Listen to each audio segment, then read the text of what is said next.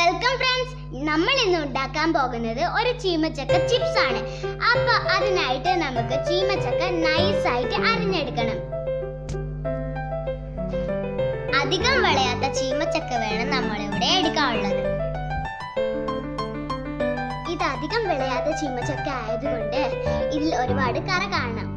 അതുകൊണ്ട് നമുക്കിത് അരിഞ്ഞിട്ട് നന്നായി കഴുകിയെടുക്കാം. ഇത് നമുക്ക് 2-3 വെള്ളം കഴുകിയെടുക്കാം.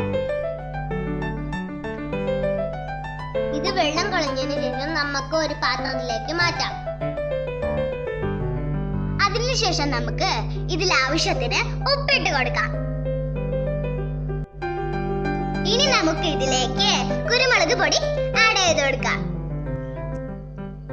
ഇനി നമുക്ക് കുറച്ച് മഞ്ഞൾപ്പൊടി ആഡ് ചെയ്ത് കൊടുക്കാം. അതിനുശേഷം ആവശ്യമുണ്ടെങ്കിൽ മാത്രം മുളക് പൊടി നമുക്ക് ചേർത്ത് കൊടുക്കാം.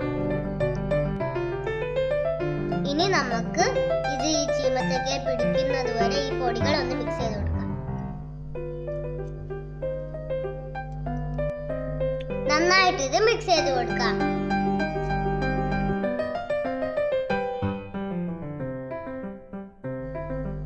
ഇനി നമുക്ക് വറുക്കാനായിട്ട് ഒരു ചട്ടി എടുക്കണം. അതിലോട്ട് കുറച്ച് എണ്ണ ഒഴിച്ചു കൊടുക്കാം.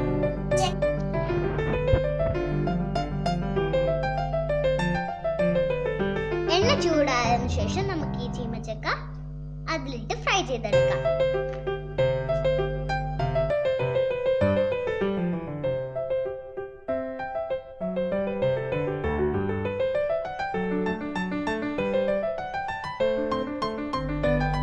ഇനി നമുക്കിതൊന്ന് ഇളക്കി കൊടുക്കാം.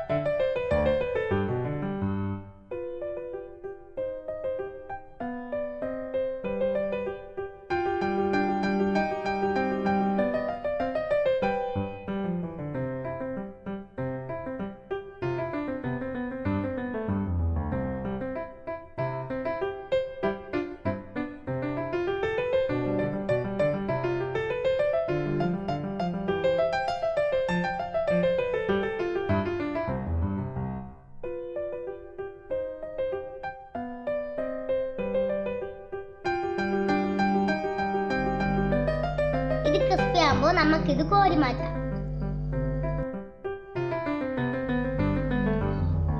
ഇനി ഫ്രണ്ട്സ് നമുക്ക് ബാക്കിയുള്ളതും കൂടെ ഒന്ന് ഫ്രൈ ചെയ്തെടുക്കാം.